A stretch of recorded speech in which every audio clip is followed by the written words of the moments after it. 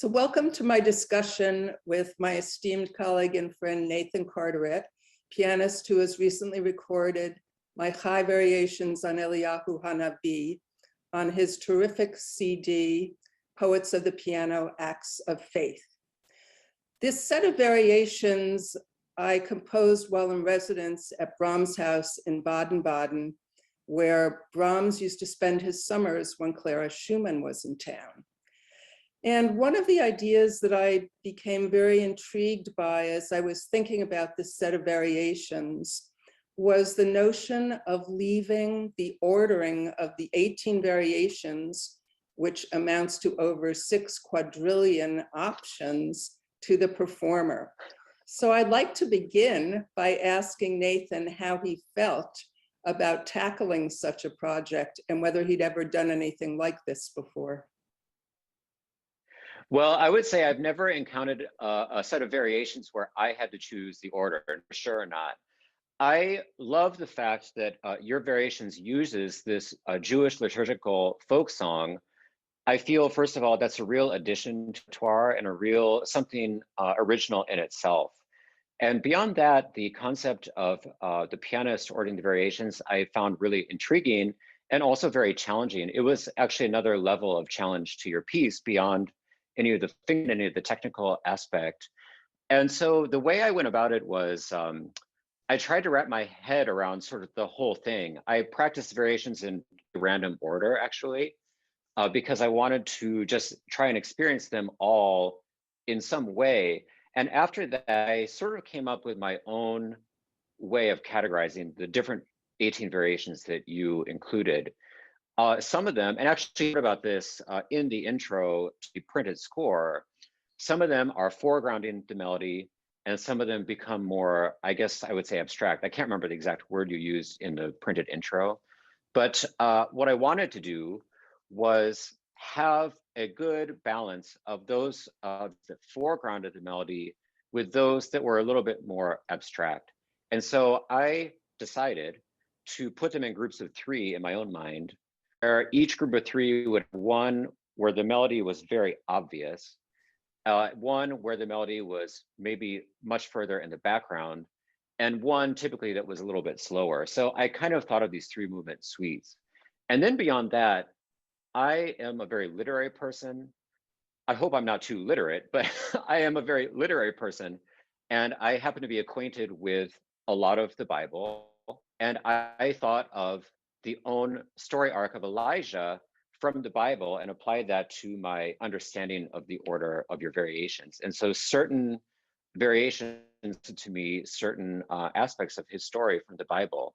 And I wanted to include those in a sense.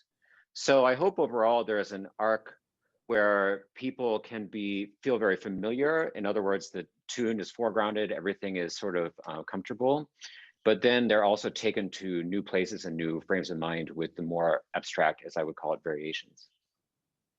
Wonderful. And I guess I wanted to ask you that you had this concept of the high variations, the 18 variations. Did you write more than 18 and then pare it down? How did you yourself limit or come up with the kind of variations that you wanted to include for the pianist to order? That's a great question. And let me start by giving just a little bit of extra background. Prior to composing this set of variations, I created Elijah's Chariot for amplified string quartet and processed shofar recordings for the Kronos Quartet. It's available on my CD, Time to Burn, in a recording by the Cassatt Quartet. So I became very obsessed with this tune, and I had this residency at Brahms' house. And in a way, my creation of these variations was a way of clearing my system of this tune, of thinking it from many different angles. And I actually started by thinking about what kind of set of variations I would like to do. And Chai, which means living or living thing in Hebrew, in Kabbalistic mysticism stands for the number 18. So I actually started with the notion of composing 18 variations which are framed by two statements of the theme. So I didn't have to pare down, but what was fascinating to me, creating a set of variations in this time, is that I didn't want to or need to be bounded by the kinds of variation frame design that are traditional. So there's quite a wide variety of textures and attitudes and emotional color in this set of 18. And I found your interpretation fascinating. It's been now recorded actually previously by Mary Kathleen Ernst on her CD, Keeping Time on a Nova, also a fantastic interpretation and radically different. She wasn't thinking in terms of the three variation groups and the kind of arc that that created. And one of the reasons why I chose to leave the ordering up to the performer is that I really wanted a different level of collaboration. I always feel when I'm composing and working with performers, it's always a dynamic collaboration. And this brought it to the next level. And I was also really curious to see how different pianists would interpret this. And I've actually started a database of how different pianists interpret the ordering, because I'm curious to see over time whether there will be certain clusters or whether they will just be quite individual. With over 6 quadrillion orderings, there's no likelihood that we'll ever run out of possibilities. That's a lot of pianists, yeah. Yeah, I would suspect more than there are in the universe at the moment. I think what you said about taking it to the next level is absolutely right, and that's part of what attracted me to this piece, because like I said earlier, there is nothing else quite like it. I've never been asked to do that before, and we normally subscribe ourselves to the dramatic arc that the composer has given us in printed form, and so this was a real both and an inspiration. I'm happy that you thought about it that way, and so there's almost an aspect of improvisation by asking for that. It's not in the moment, although I guess one could just, do an 18 pickup right before and do an improvisational ordering, but it does open up. So there's an aspect of open form to this. It's not a closed entity in that sense. So one of my questions for you is how this piece relates to your larger project of Poets of the Piano Acts of Faith. I know that you're really careful and thoughtful about how you program your music.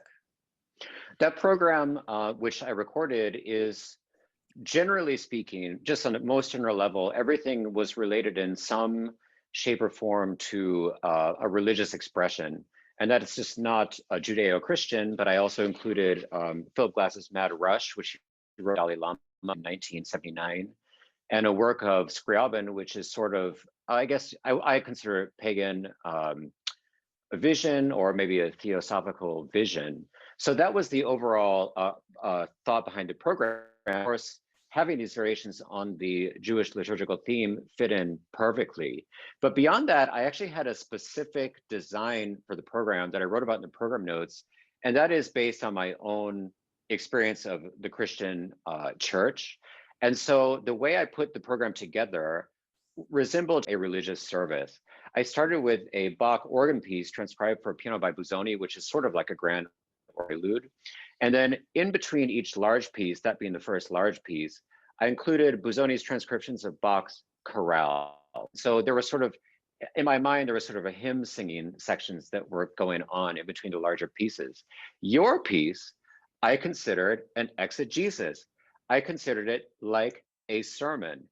I thought of it like delving really deep into all the aspects of the biblical Elijah story, and that became the heart of the program. It's the center of the disc, and it has, to me, this sort of narrative, which I relate not necessarily to storytelling, but with overall sort of delving into delving into this person, Elijah, through music, through the medium of music, and delving into all the aspects of his life and career, if I might say so, that were depicted in the Book of Kings and whatnot.